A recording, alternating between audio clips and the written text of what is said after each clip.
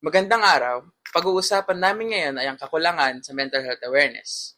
Alam niyo ba, ayon kay Rubio noong 2025, halos 86% ng mga estudyante sa Pilipinas ay nakakaranas ng depresyon. 80% nakakaranas ng anxiety at 35% ng stress. Ngunit, kakaunti lamang sa kanila ang aktual na humihingi ng tulong sa counseling o professional na serbisyo. Maraming estudyante ang hindi alam kung paano magsimula o natatakot lang humingi ng tulong.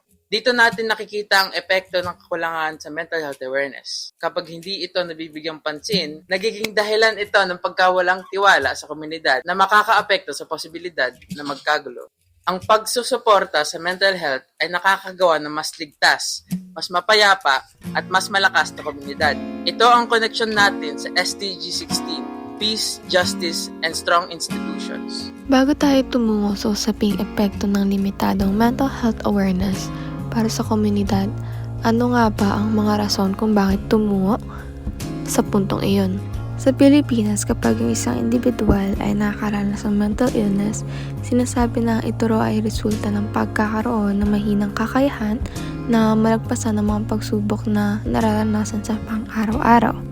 Ang mga ito ay resulta ng ating kultura, katulad ng hiya at pakikisama, kung saan ang mga mamamayan ay nangangambalang humingi ng tulong marahil ito ay nagdudulot ng kahihiyan.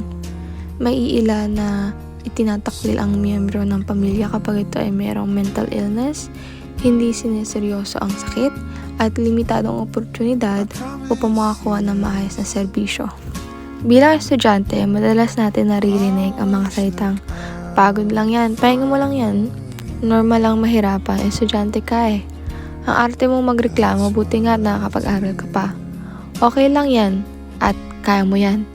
Dahil dito, marami ang natututong manahimik, hindi na sila nagsasabi ng tunay nilang nararamdaman at iniisip. Kapag ang isang estudyante ay labis ng stress, burned out, o nakakaranas ng panunukso, unti-unti silang nawawalan ng gana. Ngunit sa halip na matulungan, madalas itong binabaliwala. Kapag may umaming nahihirapan siya, minsan tinatawanan pa ito o tinatawag na overreacting. Ang mga estudyante ay mas nakakakuha ng mas mababang grado, dagdag sa depresyon, stress at anxiety, at mas lalo na ang nakakadagdag sa stigma. Sa halip na sabihin, "Arte mo," sabihin natin, "Okay ka lang ba?" Palitan ang pag-aasar ng pag-uunawa, pati na rin ang pag-iwas ng paglapit at tunay na pangangamusta. Sa isang bahay, may mga magulang na hindi nakikita ang depresyon bilang isang kondisyon.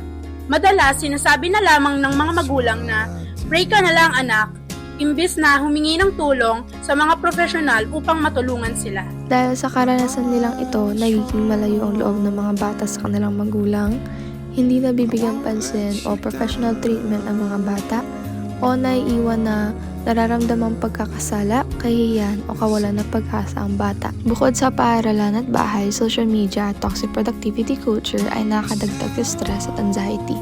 Madalas, nakikita natin ang ibang tao na laging masaya o successful at nakukumpara tayo sa kanila.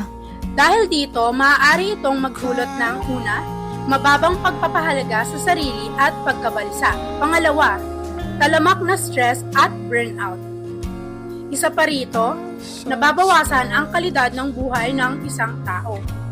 At ang panghuli ay negatibong epekto sa mga relasyon. May mga paraan upang matugunan ang problemang ito. Una, family support. Ayon kay Serrano et al. 2023, malakas na suporta mula sa pamilya ay nakakatulong laban sa depresyon. Sa paaralan naman, pwede tayo maglagay ng counseling services at peer support groups. Pwede rin ang mental health awareness campaigns at workshops. Maaari rin ang madalas na pangungusta sa mga estudyante para mabantayan ang stress at burnout. Sa komunidad naman, pwede tayong una, gumawa ng seminars, posters, at social media campaign. Isa pa rito, maaari din natin ituro sa lahat na okay lang ang humingi ng tulong. Ang mental health ay hindi lang personal na usapin. Ito ay nakakaapekto sa lahat, pamilya, paaralan, at komunidad. Kaya suportahin natin ang bawat isa.